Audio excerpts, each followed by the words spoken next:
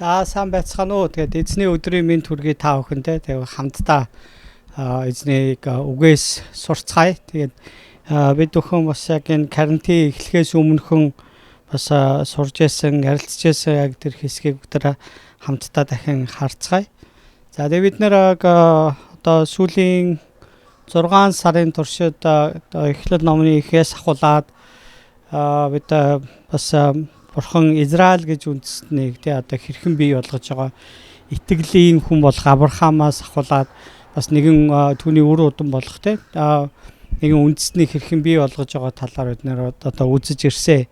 За тэгээд мөн саяхан одоо ингээд дээгүүр өнгөрөх баяр буюу одоо эзэн Есүс Христ загалмаа дээр цовдлогдож бидний өмнөөс бас энэ зовлон эдэлсэн тэр 7 хоногийг бид нар бас дурсаж өнгөрөөсөн байгаа. За тэгээд үнтэй холбоотойгоор бас бид нар энэ бол бид нар өдөр болгон ярих хэвээр 7 хоног болгон бодож санаж явах хэвээр үргэлж энэ одоо дэлхийн амьдрал дээрээ төдийгүй бид нар мөнхийн улсад очиод тэр бидний гэм нүглийн төлөөс болсон тэр агуу тэр ариун Бурханы хүү хүн төрлөختний төлөө золиос олгоо өргөгдсөн тэр нядлагдсан хураг тэр алдарт хургийг бид нар хараад тэгээ түүний бидний төлөө хийсэн бүхнийг санаж бид нар магтаалаа өргөх тийм өдөр ирэх болно. Тэгээд ийхүү бас Израилийн ард түмэн болон Бурхан одоо бас Мосе гэж нэг үнийг сонгоод тэгээ өөрийнхөө ажлын төлөө тэгээ Израилийн ард түмнийг аврах ажлын төлөө ийхүү дуудлагыг өгсөн. Тэгээ үүний дагуу тэр хэрхэн Бурханы үгийг дамжуулж ингэж амьдэрсэн бэ гэдэг талаар бид нар үзсэн байгаа. За тэгээ ингэж явахдаа бид нар юм 3 төрлийн хүн баяа гэсэн ба. За одоо Библи бидэнд сануулж байгаа зүйл шүү гэж одоо бид нар яриад за ер нь өөрсөндөө бүгдээрээ уриалъя гэж хийсэн. Тэр 3 төрлийн зүйл нь юу гэхээр нэгдүгээрт нь бид нар Бурханы хүн байх. За Бурханы хүн. За энийг би нэг гэж хэлж байгаа шалтгаан нь бидний амьдрал одоо бид нар Христэд итгэжсэн цагаас эхлүүлээд бидний амьдралд яг номер 1 тэр нэгэн бол Бурхан болж хувирсан ба. Яг л Бурхан бидэнд энэ амьдралыг өгсөн. Бидний бүхий л зүйл Бурхантай хамаатай учраас. Тэгэхээр бид өнөөдөр Бурхан биднийг тэ өөрийнхөө цорын ганц хүүгээ энэ дэлхийд илгээн байж тийм ээ. Түүний яруу алдрын учраас одоо түүнд өрсөө тэ ийм зүйлийг зөвшөөрөх тийм боломжгүй байсан боловч Бурхан хүний энэ сул дорой махан биетэй хүмүүстэй адил тэр махан бие махбодтой болж энэ дэлхийд ирсэн баг. За тэгээд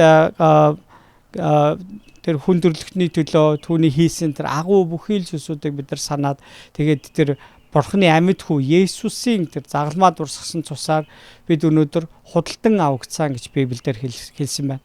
Тэгээд бид нар өнөөдөр Бурханы хүүхдүүд болцгоосон. Бид Бурханы хүмүүс болсон.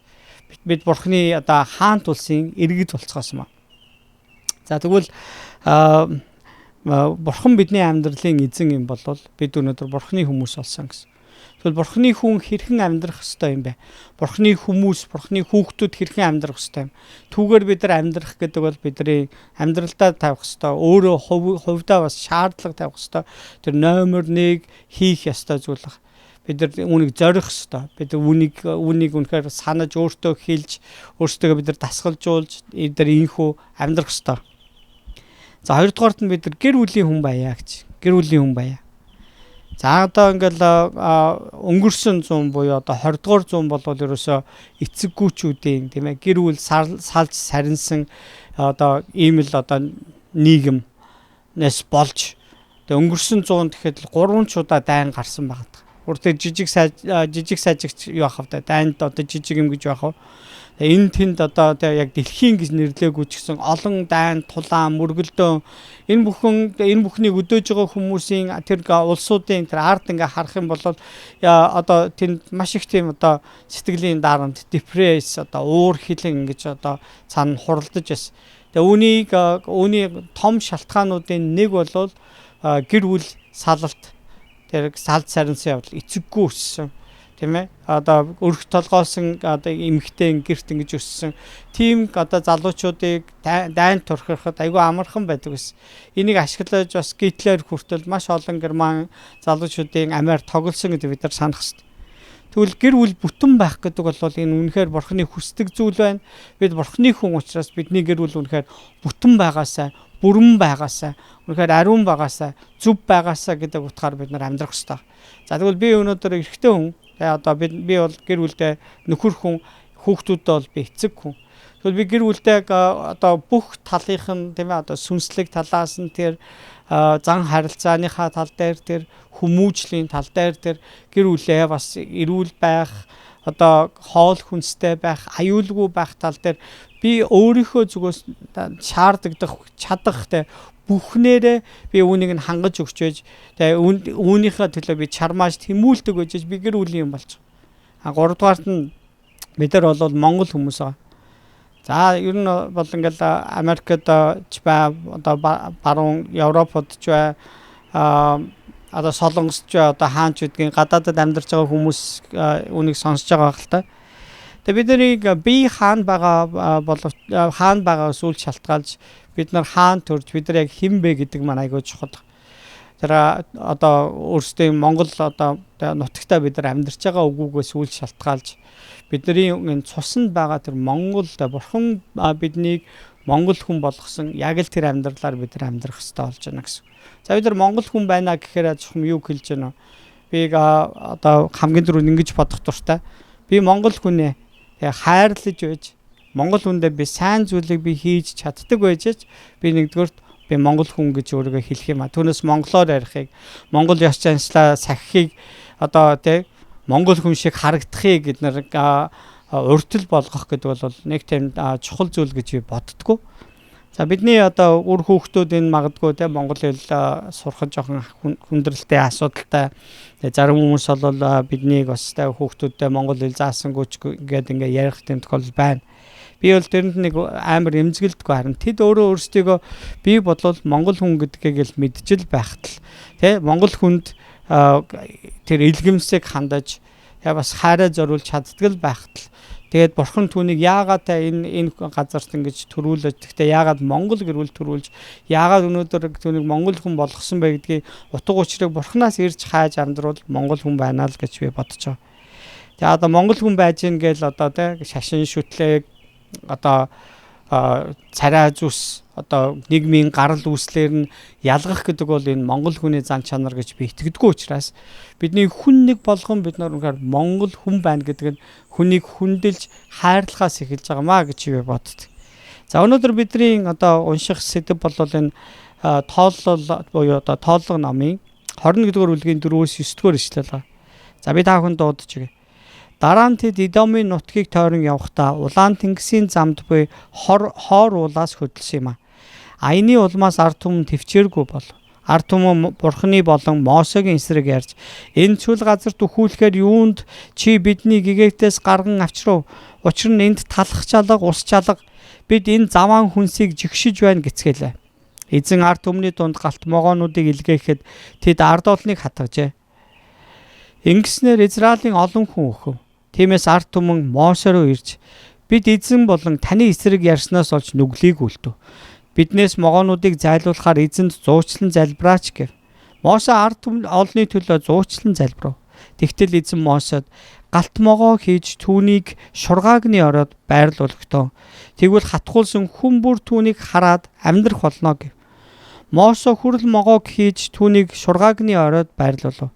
Хэрвээ хэн нэгэн хүнийг могоо хатгсан байвал тэр хүн хүрэл могоог хараад амьдарч байлаа гэсэн. За энд гарч байгаа энэ одоо түүх бол тэд бурхан тэднийг цөлөөр дагуулж бас тэдэнд бас тийм суур бүхий хотыг тэр газрыг ингэж өгөх гэж байгаа гэдэг тэр одоо баярт мэдээг тэсэж чадахгүй.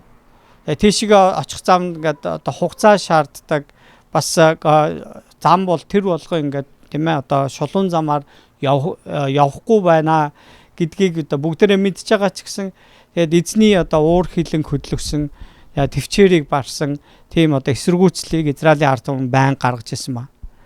Өнөөдөр бид бас өөрсдийн амьдралдаа бас иймэрхүү зүйлүүд зөндөө гардаг. За бид нар нэг өдөр ингээл те одоо бурхан бидний залбирлыг хариуллаа гэж баярлал ингэжсэн бол Нөгөө өдөр нь бидний амьдралд нэг жоохон асуудал гараад ирэнгүүт нөгөө бурхан хаачж ба, яач ба, нөгөө намайг ивэн гэсэн яасан блэ гэд ингэж эхэлдэг. За энэ бол одоо эзний одоо хайр хишгийг одоо энэрлийг бид нар одоо тэр өчигдөр сайн байлаа. Өнөөдөр муу болчлоо гэж байгаатай адилхан бид нар гоолж түүнд итгэхгүй, найдахгүй болж байна гэсэн санаа энд гарч байна гэсэн. За тэгэхээр бидний одоо өөрсдийн амьдралдаа баримтлах нэг одоо үзэл бодол ойлголт юу байх ёстой гэхээр их эзэн өчигдөрч өнөөдөрч бас ирээдүйдч тэр хിവэрэ байх болно. Харин түүнийг бодол төлөвлөгөө бол минийхээс бүр хамаагүй илүү гэдгийг би үргэлж бодох ёстой. Тэр биднийг энэ газарт тэд хоног, тэдэн жил эндээс тэр хүртэл тэр тийм хугацаа тулж ийм адал явдлуудыг туулснараа энэ хүн энэ хугацаанд ингэж итгэлээр өсөж чанаржиж төлөвшөх юмаа гэдэг бурхан аль хэдийн тооцсон байдаг. Гэтэл энэ хооронд төвчээргүй загнаснаас болоо бид нар бурхан байна уу гэдэг ингээ орилж эхэлдэг. Энэ бол үнэхээр бас талархалгүй байдал юм а гэдгийг бид нар санах ёстой. За Адам Ева хоёрын хувьд бас анхны хүмүүс тэд нар маш их хариуцлагатай амьдралаар амьдарч байгаа гэдгийг тэд нар ерөөсө тооцож бодож үзэг байгаа. Ягаад гэвэл тэд нар хүүхэдтэй болоогүй байсан. Тэд нар одоо бүтээгдэд удаагүй байсан. Хүүхэд байж үзээгүй, өлсхийг үзээгүй, тийм ээ даарахыг үзээгүй. Бүх юм нь сайхан хангалуун мэс. Тэд нар бүр мөнх амьдрах боломж тэдэнд байсан ба. Гэтэл тэдний тэр сэтгэл хангалуун биш байдлыг бурханы дайсан болгох тийм ээ морин сүнс маш их одоо овжиноор ашиглаад яг тэдрийг могоо айдал хурж ирээ хатгсан байдаг. За ингээд тэд нар одоо тэр могоо буюу одоо сатаны тэр үгэнд тэд нар орж тэгээ өөрсдийнхөө бас дур хүслийг биелүүлж бурхантай энэ зэрэгцгийг уртал болгосон байдаг. Энэ бол үнэхээр хүн төрлөختний хийсэн хамгийн том алдаа. Тэгээ үүнээс хойш хүн болгон яг өөрийгөө бурхан гэж бурхан шиг тэгж одоо бодож сандаг юм бардам байдал хүний бүрийн DNA буюу одоо нөгөө эд исэн денкад тэ мэдээлэл болон хадгалагдсан байдаг байна. Бид нар нэг мэдхэд л ингээл амнаасаа юм гомдлын үг гаргадаг. Хэн нэг шүүсэн үгийг гаргадаг. Бид нар нэг мэдхэд л тийм ээ талархалгүй загинчихсан байдаг. Талархалгүй бид нар амьдарсан байдаг. Бид нар төгс байж чадахгүй л дээ. Эзэн маань бурхан эзэн маань түүнийг үнэхээр сайн ойлгодог. Таныг үнэхээр сайн мэддэг. Яагад гэвэл тэр нэгэн цагт бидний дунд хүний амьдралаар тэр бүхэл бүтэн 33 жилийн дэлхийдээр амьдарсан тэр хүүхэд байхыг мэднэ. Тийм ээ? Тэр өсвөр насыг тэр мэднэ. Тэр одоо өсвөр дөнгөж одоо насан турсан залуу насан туршидтын тэр насыг тэр үеийг ч мэдж байгаа. Тэр 30 настай үеийг ч тэр мэдээ 33 настай үеийг ч мэднэ. Энэ дэлхий дээр ямар амьдрал байдгийг тэр мэддэг. Тэр зовлон бэрхшээл бас биеийн өвдөлт гэдэг юу байдгийг тэр үнэхээр мэддэг. Тэр өлсхийг мэддэг.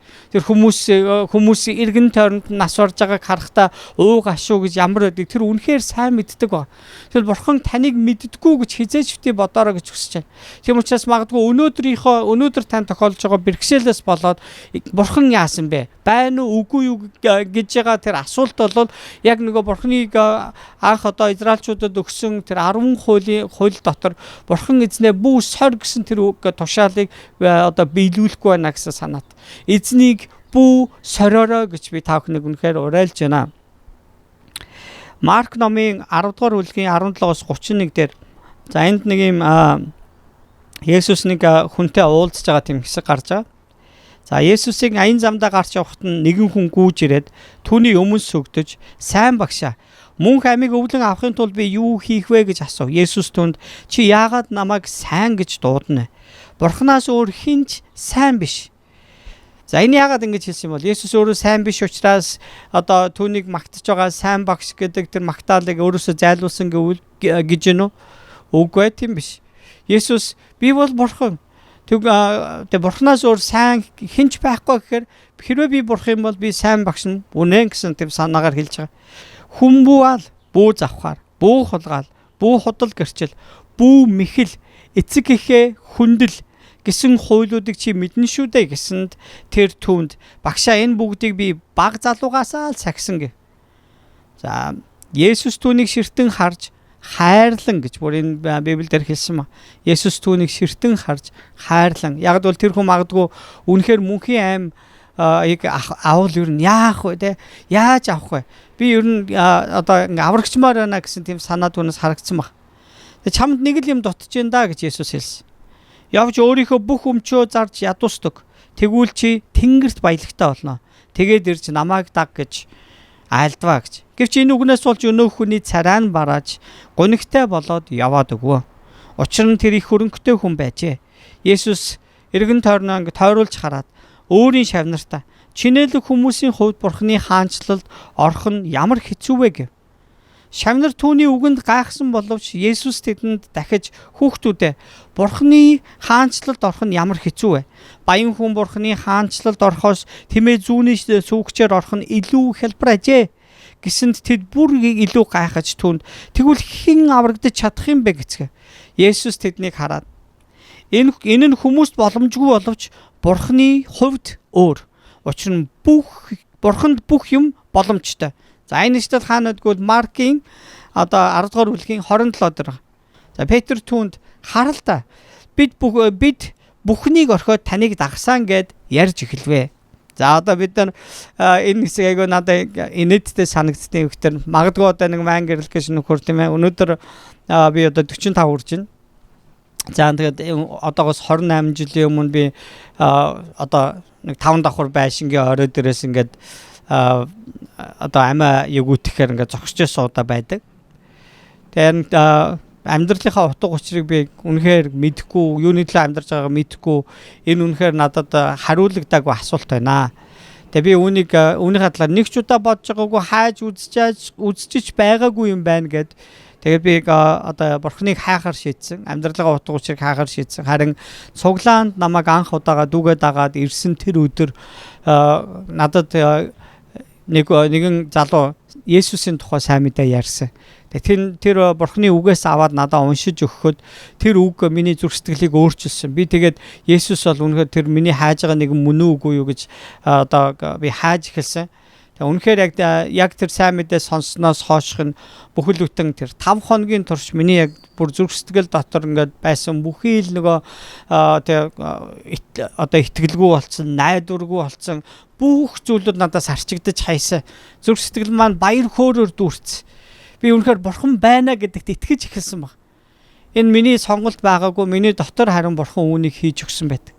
Тэгээ өнөөдөр магадгүй би ингээл би 28 жил одоо танд итгэж явлаа штэ гэл Бурханы өмнө нэг энэ баахан бовтнаал эхэлж байгаатай адилхан Петр ингэж ярьж гисэн мө.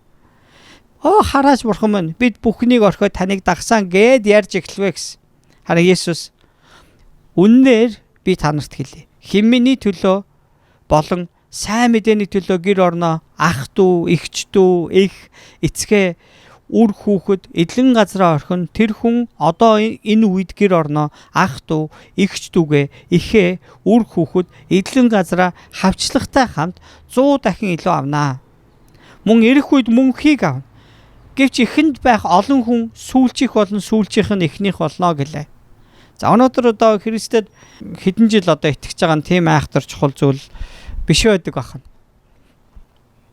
Бид нар Бурханд үйлчлэх гэдгийг бас өөрсдийнхөө авралын нэг хэсэгч гэж бас бид нар бодох гээд байдаг тал байдаг. Гэтэл Бурханд үйлчлэх гэдэг нь Бурхан биднээр хийлгэж байгаа зүйл бидний төлөө Бурхан ийм агуу их хийсэн бол бид нар үүнээс илүү ихийг Бурханд хариу барих ёстой биш үү гэдэг одоо тадархал энд явж байгаа. Түүнээс авралынхаа төлөө бид нар үйлчлэлийг хийлгүү гэдгийг санах хэрэгтэй. За бидний хувьд бас өөрсдийн хийсэн сайн үйлээр, өөрсдийн ухаантай байдлаар одоо эрдэм мэдлэг боловсрол одоо юу байдгийг те эрх мэдэл хүч чадлаараа бас гоо сайхнаараа бид нар энэ авралыг олж авч чадахгүй. Зөвхөн эзэн Есүс Христээр дамжуулж бид нар үүнийг хүлээж авч чадна гэсэн. За тэгвэл одоо энэ Есүс хэрвээ та нар Бурханы хаанчлалд орохыг үнэхээр хүсэж байгаа бол энэ газар дэлхий дээр та бүхний яг зүрх сэтгэлд Бурханаас ч илүү дээр тавигдсан байгаа зүйлсүүдийг хоош тавих хэрэгтэй болно гэж хэлсэн ба. Гэхдээ та нарыг бүр мөсөн алдна гэсэн утгатай хэлээгүй. Харин та нар үүнийг надаас хүлээж авах болно гэж бас. Та нар хүлээж авна гэж. Тэгэхээр бид нар итгэлээрээ их эзэндээ үйлчилж түүнийг дээдлэх гэдгийг уртл болгох хаваас итгэлийн дотор эзний ивэл нүгүсэлтэй хамтаар бид нар нөгөө нэг хүсдэг, мөрөөддөг, хайрладаг зүйлсүүдээ бид нар хүлээж авдаг гэсэн санаа явж байна. За би тэгээ та бүхэн Дуулал номын 136 дугаар бүлгийг уншиж гээ. Эзэнд талархах тун.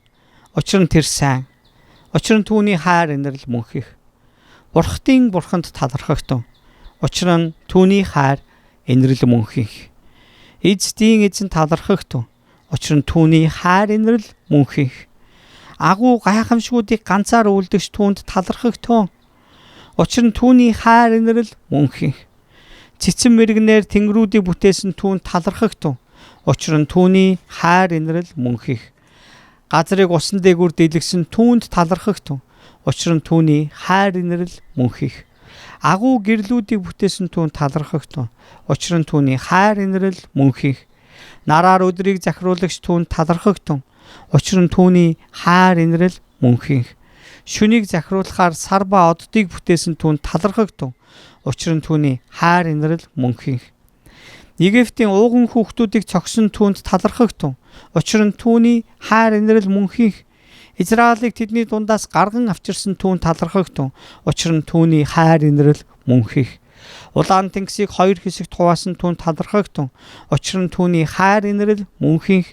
Харин тэрээр фараон ба түүний их зэргийг улаан тэнгис сүрүүлсэн түүнд талархах тун. Учир нь түүний хайр энэрл мөнхих. Өөрийн хүмүүсийг цөлөөр дагуулсан түүнд талархах тун. Учир нь түүний хайр энэрл мөнхих. Их хаадыг бут цогсон түүнд талархах тун. Учир нь түүний хайр энэрл мөнхих. Хүчит хаадыг алсан түүнд талархах тун. Учир нь түүний хайр энэрл мөнхих. Башаны хаан Огийг алсан түүнд талархах тун. Учир нь түүний хайр энэрл мөнхих. Тэдний газрыг өв болгон өгсөн түүнд талархах тун. Учир нь түүний хайр энэрл мөнхих. Өөрийн зарц Израильд өв болгосон түүнд талархах тун. Учир нь түүний хайр энэрл мөнхих. Дорд байхад маань биднийг дурсан сансан түүнд талархах тун. Учир нь түүний хайр энэрл мөнхих. Биднийг өстнүүдээс аварсан түүнд талархах тун. Учир нь түүний хайр энэрл мөнхих. Бүх махбодод хоол хүнс өгдөг түүнд талархах тун. Учир нь түүний хайр энэрл мөнхих. Тэнгэрийн бурхан талархах тун. Учир нь түүний хайр энэрл мөнхих гэж. Тэгвэл одоо Израилийн ард түмэн зорж явж байгаа зорин явж байгаа тэр газартаа хурч байж л эрхчлөө гэдлэх өгөөд үүний тулд замаа дуусгах ёстой байсан. За зам зур тохиолдож байгаа бүхий л асуудлуудад нь эзэн хангаж, хамгаалж бас ялалтыг өгсөөр ирсэн. Тэгээ энэ удаад ч гэсэн тэдэнд дайсгансан үндэстнийг бүрэн ялах ялалтыг эзэн тэдэнд өгсөн баг. Тулаан ялалтын дараа тэд дахиад л гомдлоо л байсан. Тэгээ агуу их төр одоо бурхны хүч чадлыг харсан мөртөл. За тэгвэл тэд удирдахчигаа хэрхэн шийтгүүлэхийг бас харсан байгаа. Удирдахчигаа хэрхэн шийтгүүлэхийг тэд нар харсан. Тэд нар бас үүндээ бас гэмшээгүй байдаг. Мөн бас тэдний удирдагчдын нэг Аарон бас тийм ээ нөгөө амлсан нутагт орж чадахгүй болоод тэр уулан дээр насварсан баг. Тэгээ үүнийг тэд нар харсан.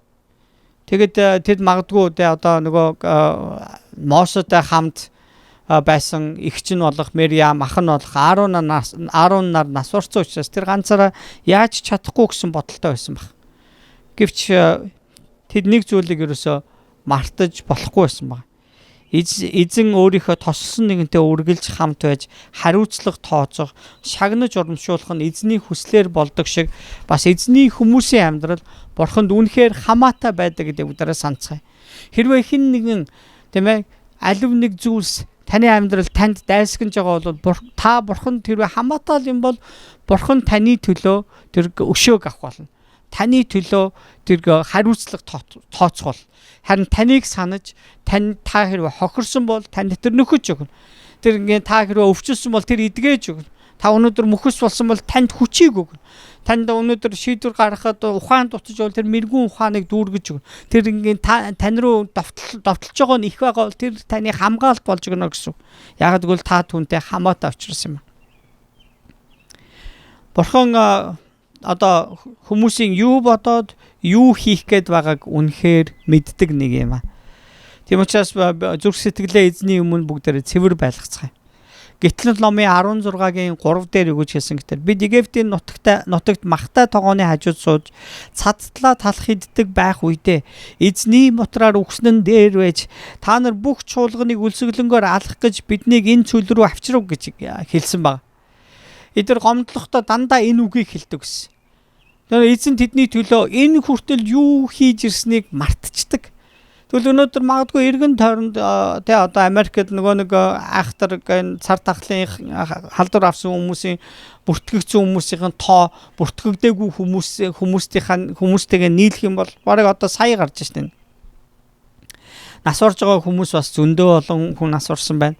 Эргэн тойронд аюулын харгад илтээж бидний яг зүрх сэтгэл өдрөөс өдөрт айдас давтагдж байгаа хэдийч эзний хүмүүс олсон бид нар Бурхан бидний төлөө хийсэн зүйлийг бид нар мартаад түүнд гомдлож болохгүй гэдэг үгдээрээ санацгаая. Өнөөдөр таны амьдралд яг нэг зүйл болохгүй байсны төлөө яагаад нөгөө 99 зүйлийн төлөө та талархахаа болж байгаа юм бэ? Эзэн өнөөдөр таны хүсэж байгаа тэр зүйл өнөөдөр танд хэрэггүй байж болно шүү дээ. Бурхан аль хэдийн өөрөөр шийдэх гэж болно шүү дээ. Эсвэл өөр зүйл таны амьдралд үнэхээр сайн байж болох юм аа. Эзэнд бол зориг байдаг. Бурханы хүн бол эзнийг дагах хэрэгтэй болт юм аа. За тэгвэл тэд нар гомдлож явахдаа мөн бас нөгөө тэднийг цөлд хооллож байсан маш их тижээлэг тэр одоо маннаг тэд нар голсон байгаа. Энэ заваа хүнснээс чинь залхаж байна гэсэн. Тэгээд тэдний аян зам бараг л одоо дуусах гэж байсан. Гэтэл тэд нар дахиад л гомдлож эхэлсэн байдаг. За Библи бол бидний одоо сүнслэг өсөөлт сэргэн мандахын гол үндэс маань. За би одоо энд буугаар жишээ авъя. За бууны гол төмөр дотор талдаа нарийнхан одоо мушгирсан тийм ховл хийгдсэн байдаг.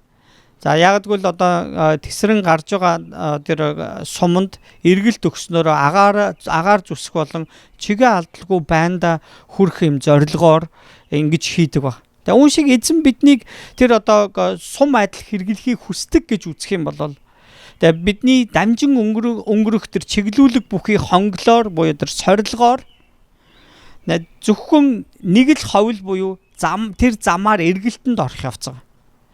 Эзэн захирагдан даруусгүй бол эргэлт үүсэхгүй. Бидний амьдралд эргэлт гарахгүй гэсэн.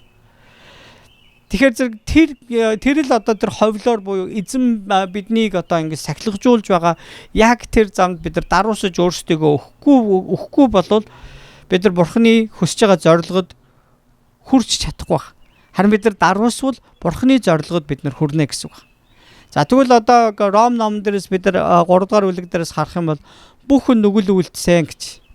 Тийм ээ? Ром номон дээрээс харах юм бол бүхэн нүгэл үлдсэн. Ингэснээр Бурханы алдарт хүрдэггүй маа гэж хэлсэн. Өөрөөр хэлбэл Бурханы алдаршуулах тэр зорилгод хүрч чаддаггүй маа гэж. Тэгвэл Бурханы хүмүүс бид нар Бурханыг алдаршуулахын төлөө амьдарч байгаа. Яаж алдаршуулах вэ? Зүгээр амаараа Бурхан бол сайн ингээл одоо хийх хоосоо агаарт хэлэх нь Бурханыг алдаршуулж гин гэж бодвол үгүй. Бурхан тэр бидэнтэй хамт тэр агуу тэр төлөвлөгөөг хүслээ тэр одоо хүмүүсийг аврах гэсэн тэр агуу тэр төлөвлөгөөг бидэнтэй хамт хийхдээ тэр өөрийнхөө нэрийг алдаршуулахаар аль хэдийн төлөвлөсөн байгаа. Хэрвээ бид нар энэ Бурханы энэ хүсэл энэ зорилгод бид нар нийцъя гэж хүсчихвэл бид нар даруусан түүний юу хийх гэснийг бид нар хийх ёстой болдог. За тэгвэл бууны тэр одоо гол төмөртэйгээ энэ ховл тэ энэ ховлыг хийхээс өмнө болвол тийм ээ одоо сум байнда хүрэхгүй цагаасаа өмнө тесэрч байнда дөгсөн үүргээ тийм ээ одоо байраа одоо чиглүүлсэн тэр үүргээ би гүйцээхгүй тэгээ улмаар гол төмөрт ачаалал өгдөг байсан юм шиг ба. За тийм учраас энэ тэр бууны дотор талд энэ ховлыг хийсэн баг. За магадгүй бид нар өнөөдөр Бурханаас заримдаа тэгж гуйдаг гэж магадгүй. Тэгээ заримдаа бидний минийч бас залбирал тэгч гээд байдаг. Ямар болчтгүй гэхээр Бурхан минь энэ асуудлыг надаас зайлуулж өгөөч. Эзэн минь намайг өвдөхгүй, зовоохгүй, одоо хохирлгүйгээр ингээ явхад надад туслаач л гэдэг. За яг үнэндээ энэ залбирал сайн залбирал биш гэдгийг би танд хэлэх хүсэж байна. Би өөртөө ч хэлдэг. Би тэгээ заримдаа тэгээ залбирцны дараа эсвэл би одоо сүмдэр ингээ ерөнхийд нь хүмүүсийн төлөөлөн залбирч байхдаа аль болох хүмүүс таалагдсан үг хэлэх гээд ингээд залбирал маань бас хитрхи гой болчих тийм тал байгаад дараа нь би өөрийгөө зэмлэдэг. Юу гой юм залбирд юм дээ, тийм ээ? Юу ч гой үгээр залбирд. Гэтэл үүндээ бурхан бидэнд маш том юм одоо асуудал зөвшөөрөх гэж байгаа бол яах вэ? Тийм ээ? Тэр сорилгоор бид нар орох ёстой гэдгийг гэж бурхан төлөвлөсөн байвал энэ нь биднэрт үнэхээр чухал хэрэгтэй зүйл байвал яах вэ? Дэлхийд даяараа чуулган ингээд нэг байшинтай баригдсан. Тэгээд үнэхээр бас яг эзэн ивэгээд одоо тэ байшин савтай ч юм уу нэг чуулган болгоод ингээд босгоод явуулж ивэж өрөөж гэн хүмүүсэнд нь хоорондоо нэгддэггүй, таардаггүй, хов живтэй бузар булан амьдарцгаагаад ингээд тэ эзний нэрийг бүр ингээд алдаршуулах нь битгийг л тэ ариунаар дуурсах нь тэгэл бүр ингээд нэг шалбааганд хутгаж байгаатай адилхан зүйлүүд маш их болж байгаа учраас магадгүй өнөөдөр эзэн тэ энэ бүх хүмүүсийн дунд тэр нэг юм хийхдээ нэг сумаар тэр маш олон туулаануудыг бодож унгачиж болно ш. Тэгэхээр бидний хувьд өнөөдөр энэ карантиныг юу гэж ойлгох вэ? Өнөөдөр энэ өвчин зовлон юу гэж ойлгох вэ? Окей, магадгүй өнөөдөр бурхан миний амьдралд тийм ээ за энэ Майнгэрэл гэж нөхөр энэ одоо цар тахал ингээд тусна тэгээ дараа нь идэгнэ гэж төлөвлөсөн болвол тэр цар тахал туслаа. За коронавирусын халдвар авчижээ гэд би одоо өөрийгөө бас нэг бүртгэгдсэн хүмүүсийн нэг болсноор би ингээл уйлж унжаал бурхан яаж байгаа та миний нөгөө нэг юу чинь яалаа би танд олон жил үйлчлээ үсттэй та чи болилтоо би чинь пастор сте гэд ингээд би зогсохгүйвэл үгүй юм аа. Бид нар хэрвээ Библийн дагуу бид нар харж сүнслэг өсөл төлөвшөлт гэж яг юу хэлдэг вэ гэж бид нар хайх юм бол тэнд харин ч би их эзэм нь яг энэ өдрүүдэд та миний амьдралаар юу хийхийг хүсэж байна та түүнийгээ гүйцээгч гэж хэлэх болно. Тэгээ би нэгэн пасторын тухай бас ярьжсэн даагүй. Тэр өөрөө өвчтөө ингээд одоо эмнэлэгт очсон мөртлөө тэр орон дээр хөвтөд ахыг сувлуулад ахыг нэг хүсэг байгаа. Тэгээ тэр босч яваад эргэн тойронд адилхан өвчтөө тэр өвчнөдөө шаналж байгаа хүмүүсийн төлөө залбираад сайн мэдээ яриад тэр хүмүүс ингэж тайвшруулж исэн гэж. Тэгээ тэрнийг нь харсан одоо нөгөө юунууд тийм ээ эмнэлгийн ажилчид сувлагчид бас Христэд итгэцгээсэн баг. Тэгээ тэнд өвчтөй хөвчсөн хүмүүсээс маш олон хүмүүс гимээ гимшиж эзэн Есүсийг хүлээж авсан байгаа. Тэгээ тэр пастор одоо тэр өвчний улмаас насварсан. Үнэхээр харамсалтай зүйл харагдаж байгаа боловч тэр хүн өөрийнхөө эцсийн амьдралын эцсийн өдөр мөчийг хүртэл бурхан түүгээр дамжуулж хийлгэсэн зүйлийг хийх тэнхээтэй тийм төлөвшөлттэй хүн байсан гэж би харж байгаа. Тэгээ би өнөөдөр тийм хүн болмоор байгаа. Би бас таныг ч гэсэн ийм хүн болоосоо гэж үнэхээр хүсэж байгаа. За таныг одоо гэтэр буунд буюу одоо тийм ээ одоо ном сумч гэж болно. Энэ сумлаж байгаа бурхан бэлтгийлж дагуулж байгаа нь ч гэсэн бурхан гохыг нь дарж байгаатай адилхан илгээх нь ч бурхан байсаар байтал юунд бид нар өөрсдийнхөө дуу хоолойг дагах ёстой юм бэ? Хүний амьдралд бол хайр маш чухал байдаг. Хайр бол хүний амьдрал бидний биед хүнс хоол тэгээ бидний биед хоол хүнс хэрэгтэй шиг сэтгэл зүрхийг тэтгэжээдэг зүйл. Тэгээ махан биетэй төрсөн бидний хамгийн анхны одоо хүсэл таашаал бол махан бие их байдаг. Тэгээ эдгээр одоо бидэнд үнэхээр юм бодтой санагддаг одоо тэр одоо мэдрэмж гэх юм уу та. За харах, сонсох, амтлах тэ одоо хүрэх мөн үнэрлэх гэсэн энэ гэх мэт махан биеийн одоо энэ хүү 5 мэдрэхүүгээр дэлхийд дэх амьдралдаа олныг нээн илрүүлж мэдэх түүнээсээ таашаал ханамжийг авахыг хүсдэг нь бидний махан биеийн нэн тэргүүний хүсэл байдаг. За шинжлэх ухаан урлаг болон одоо туйрлуудаар ингээд хүний одоо оюун санаа хүний нийгэм бас ингээд хөгжөөж оюун санааны хувьд олон арга хэлбэрээр ингээд хөгжиж хурцлагдахаар шамддаг нь одоо махан биет хүмүүсийн амьдрал байгаа дамаа. Тэгвэл сүнслэг хүсэл ба хайр нь яагаад хүмүүний махан биеийн хүсэлтэд зөрчилддөг вэ? За Библиэлд энэ талаар хэлсэн байгаа. Энэ хоёр яг л юм эсрэг тесрэг зүйл гэж тийм ээ. Хоорондоо ерөөсөө нийлэхгүй зүйл юм аа.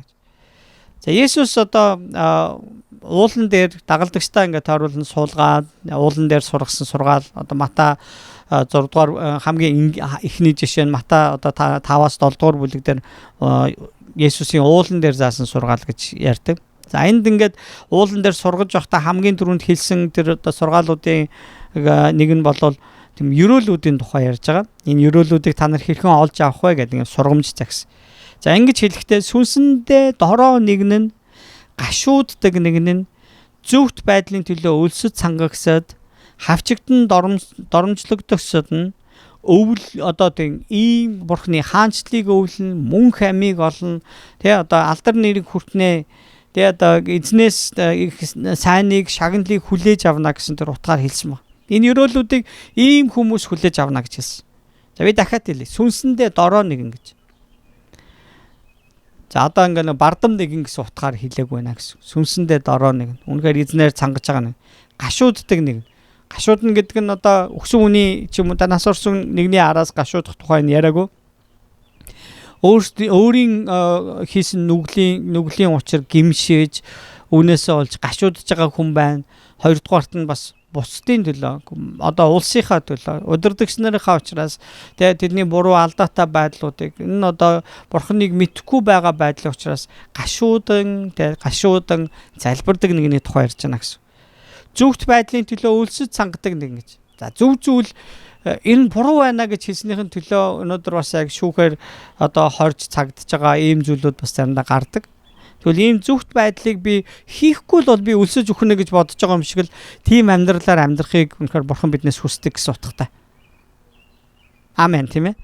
За тэгээд хавчигдан доромжлогдсод нь одоо энэ ёроолыг өвлөж авах болно. Тэгээд Есүс хэлэхдээ та нарын эзэн ч гэсэн тэгээ эзэн Есүс өөрөө бурхан атлаа. Тэг хүмүүс түүнийг одоо хавчин доромжлож одоо зовоож байсан бол та нарт ч гэсэн ийм зүйл ирэх болно. Харин миний нэрийн төлөө хэрвээ зовсон бол та нар хожим та нар маш ихээр хүлээж авах болно гэж хэлсэн байна. Амийг олох тухай ярьж. Тэгвэл тэр үүнийг бид өөрсдийнхөө төлөө үйлдэж хэлсэн гэж бодож байна. Ихэнхдээ одоо шинэ итгэгч нар би ч гэсэн бас анх тэгж боддог л байсан. Өөний өрөөлийг нь лолоод авчиа гэд. Тийм хүн байхын төлөө явж эхэлдэг.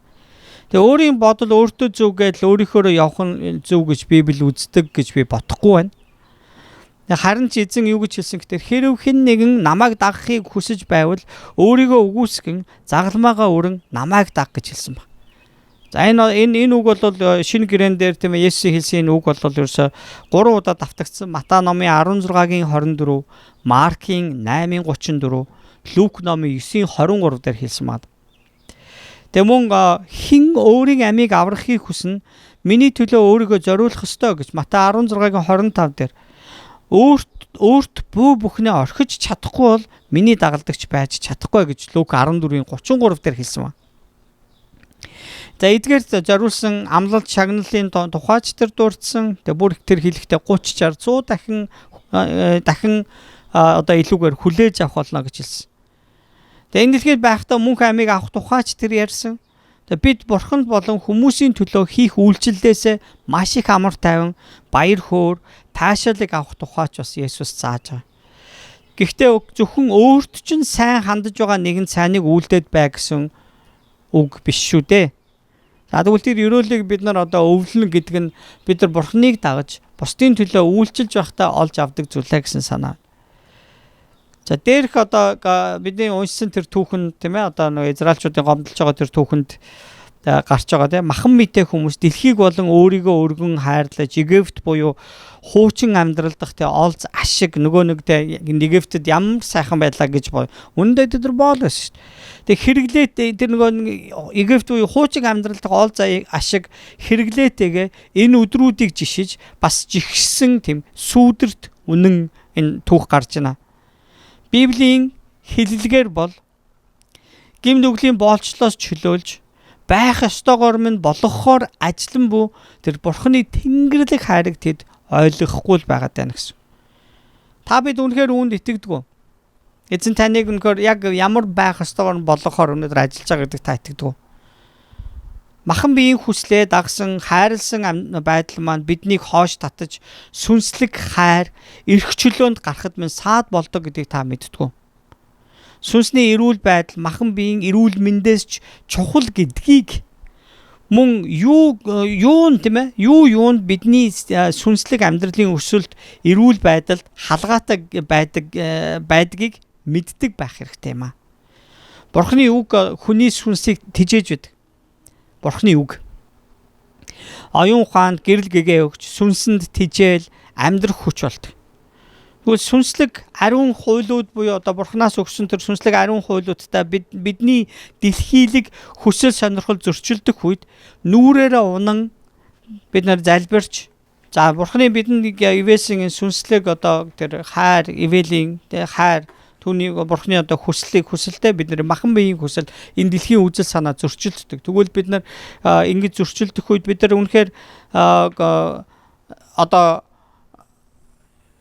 эзний өмнө гимшлэр ирж эзэн минь намайг эргүүлж өгөөч гэж бид нар залбирдаг байх шүү дээ. Гэтэл зарим хүмүүсийн хувьд бол энэ замаас ингээд одоо би Есүс хүртэл хэлсэн. Бурханы үгэнд ингээд нэг түр зуур ингээд сэтгэл нь хөдөлдөг боловч ийм замд нь ирж байгаа түр зүрийн зовлон бэрхшээлийг хараад тэгээ өөрийн замаа хөөж эхэлдэг гэж.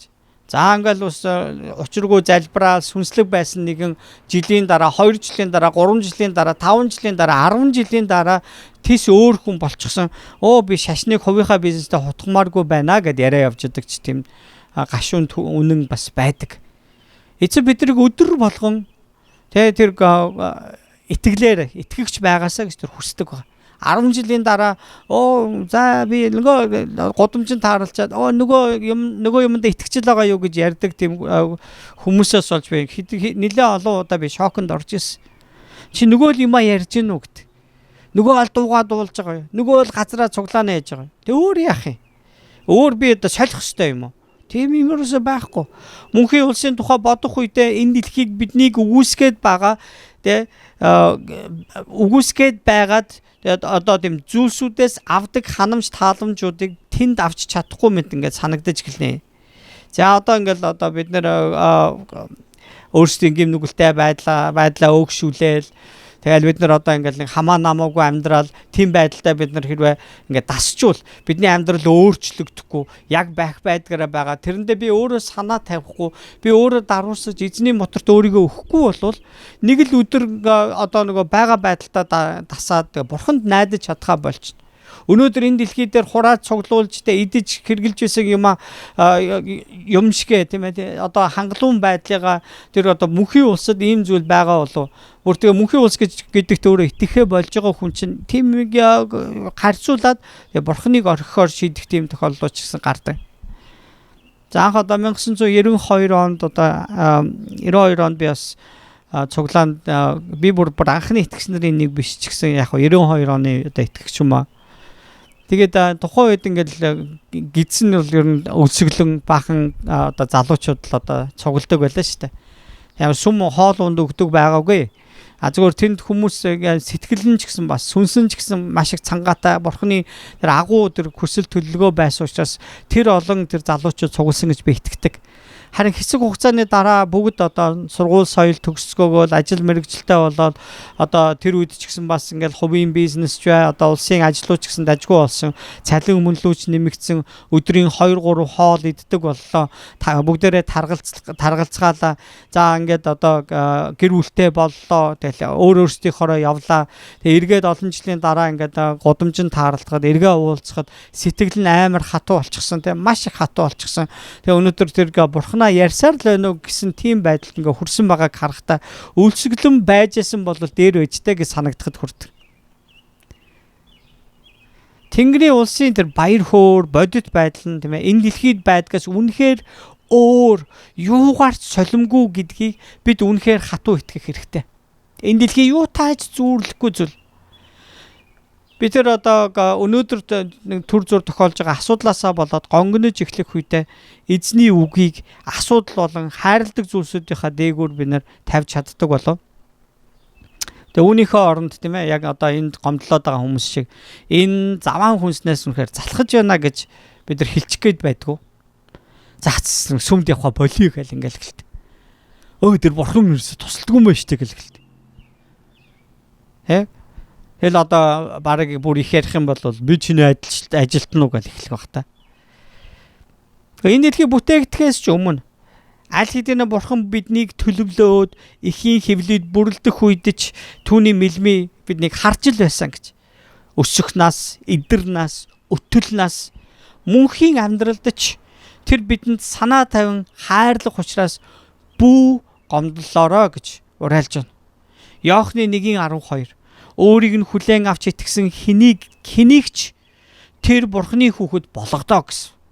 Энэ нь итгэлээр л гэж хэлсэн. Түүнээс биш бидний урсгасан цусаар, махан биеэр, биеийн үйлсүүдээр, бидний хүслээс гарсан зүйлүүдээр аврагдаж Бурханы хүүхэд болох тухай яриаггүй. Зөвхөн Есүс Христэд итгэсэн итгэлээр гэж хэлсэн. Исая 58:13-аас 14 дээр хэрв чи амралтын өдрийг үл бузарлаж миний ариун өдөр өөрийн таашаалыг үйлдгээс татгалзан хөлөө татвал амралтын өдрийг баясгалант эзний ариун өдрийг эрхэм хүндэт гэж нэрлэж өөрийн замаар явалгүй өөрийн таашаалыг хайлгүй чалчилгүй гэсэн ба. Энэ өдрийг хүндтгэвэл чи эзний дотор баяр хөөргийг авна. Би чамайг газрын өндөрлгүүдээр аялуулан эцэг Яаковын чинь өв хөрөнгөөр чамайг тижээн гэж эзний ам айлцсан юм а гэж хэлсэн. За тэгээд одоо ингээд нэг Facebook-ч дээр одоо юу гэдгийг бүхэл одоо энэ онлайн одоо чат одоо видео коллинг гэж ярьж байгаа бүгд одоо үнэтэй болж эхэлж байна. Өөрсдөө бас хөгжүүлж эхэлж байна. Яг гэвэл хүн болгон гэртээ голцоо байгаад нэгнтэйгээ инхүү харилцах одоо арга хэрэгсэл нь болж байгаа шүү дээ. Энэ үед одоо жишээ нь Бурхны үгийг гажуудуулагчдын маш их одоо хүчтэй ажиллаж байна. Бас дээрэс нь тийм гажуудуулагчдад дотор энийг би буруу урсгал гэж бас зөвхөн гэж хэлмээрг байгаа. Мөн бас өөрийгөө одоо Христэд итгэгч гэж бодоод явж байгаа сүм чуулган байхгүй хүмүүсийн тухай би ярьж байгаа. Тэд бол Бурханыг одоо өнөөдөр бол чуулганы цаг үе биш гэж ярьж байгаа. Гэтэл Есүс Христ өөрийнхөө тэр цусаар энэ чуулганыг тийм өөрийнхөө үхлээр энэ чуулганыг босгож байгаа тухайгаа ярьж байгаа шүү дээ. Гэхдээ мэдээж тэр хүмүүс одоо ямар нэг байдлаар энэ чуулганы нэг байгууллагын тухай тэд нэр яриаггүй ч гэсэн чуулган хамтдаа цугладаг тухай ярьж байгаа. Би өчигдөр нэг сайхан дуу сонсоод явж байгаа тэнд тэгж хэлж байгаа. Та биднийг таны нэрийн төлөө биднийг цуглуулаач. Тэгээ таны сүнс биднийг дүүргэж таны алдрын төлөө биднээс магтаал гаргуулахын тулд та биднийг цуглуулаач. Харин бид нар тэнд ингэж цугласнараа бид нар эвээгдэх болно гэсэн тийм дууг өчтөр сонсож явж байхдаа чуулган өнөөдөр хэрэггүй.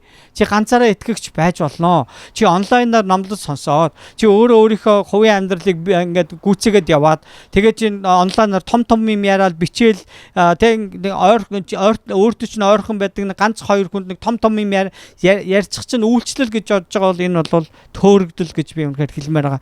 Анд нөхдөө ийм төөрөгдөл бити автаараа. Өнөөдөр бидний чуулган буцаад ингээд цуглах өдрийг бид нар үнэхээр тэсэн ядан хүлээх ёстой. Би та хүн үнэхээр хэлж байгаа. Бурхан таныг энэ талаар үнэхээр чухалчлан бодож би урд нь үнэхээр энэ чуулганы хувьд хэн байсан бэ? Би юу хийсэн бэ гэдгийг санаасаа гэж үнэхээр хүсэж байгаа. Тэгээ би таныг бас Есүс Христ таны төлөө яг юу хийснийг нэг дахин санаад тэгээ надтай хамт залбираасаа гэж би хүсэж байна. Загалмаад Бурханы хүү тэр цовдлогдсон нь бидний нүглийг үрс юм а. Та бидний нүглийг үрс. Би өөрийнхөө нүглийг би мэднэ. Би ямар мухай хүн гэдгээ би мэддэг. Тэгвэл миний төлөө Есүс загалмаа дээр тэр миний нүглийн төлөөсийг тэр үрсэн баг.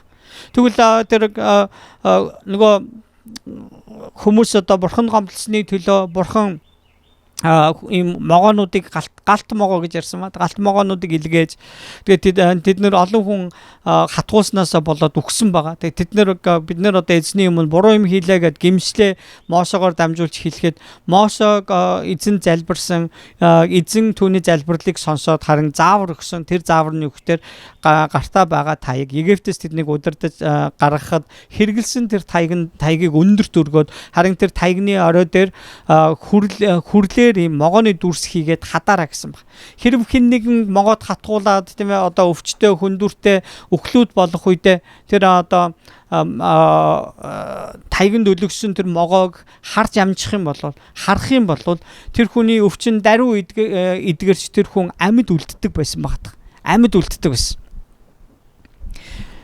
Энэ бол юуны бэлэгдэл өгөхтөр Есүс Христ өөрөө энэ дэлхий дээр хүн төрлөختний хизээч дийлж чадхааргүй байсан энэ нүглийг энэ бузар муу нүглийг тэр загалмаа дээр тэр өөртөө авч тэр загалмаа дээр түүнийг цовдлсон баг.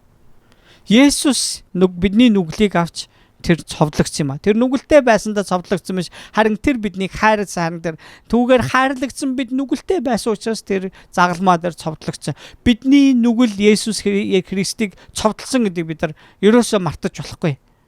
Тэгвэл харин Есүс Христийг харах юм бол тэр нүглийг одоо үүрэн загалмаа цовдлогдсон. Тэр үүгээрээ тэр биднийг өнөөдөр гимшилд дуудаж байгаа. Гимшилд дуудаж байгаа. Бурхан өөрийн хүүг тийм ээ илгээн байж та нарт хайраа эцэс хүртэл харууллаа. Өнөөдөр та нар хариуд нь тийм ээ Бурханыг хүсэж байгаа хүсэлтэд захирагдах уу? Түүнийг таныг аврах гэсэн энэ сэтгэлийг та баяр хөөртэйгээр хүлээж авч харин гимээ гимшиж шинэ амьдралаар амьдрахыг хүсэж байна уу? Тэгвэл гимээ гимшин ирээрээ гэсэн дуудлага байсан. Тэгээ гимтэн хүн тэр загалмаа дээр үлдгэсэн үлийг хараад гимснээр авралт хүрнэ. Нөгөө нэг могоод хатгуулсан тэр израилчууд тагинд үлгөгдсөн тэр могооны дүрсийг хараад тэд нар эдгэрч байсан бол харин бид нар загалмаа дээр Бурханы хүү цовдлогдсныг санаад энэ Бурханы хүү бидний төлөөсийг төлсөн шүү. Түүнд итгэх итгэлээр би аврагдах шүү гэдгийг одоо хараад гимснээр авралт хүрч байгаа. Библи хэлс үүнээс өөр аврагдах нэр бидэнд өгөгдөөгүй гэж хэлсэн ба. Үүнээс өөр аврагдах нэр бидэнд өгөгдөөгүй гэсэн. Тэгээ мөн энэ гим нүглийг ихлүүлсэн тэр их шийтгэгдэж Бурханы хүүд итгэх чинь өршөөгдөхийн тулд Бурханы хүү Есүс загалмаа дээр цовдлогдсон юм а. Бүгдээрээ хамтдаа хэсэг зуур эзний өмнө бүгдээрээ залбирцгаая. Тэгээ эзэн үнэхээр бидний зүрх сэтгэлийг сонсож биднийг эдгэх болтугай. Хамтдаа эзний өмнө залбирцгаая.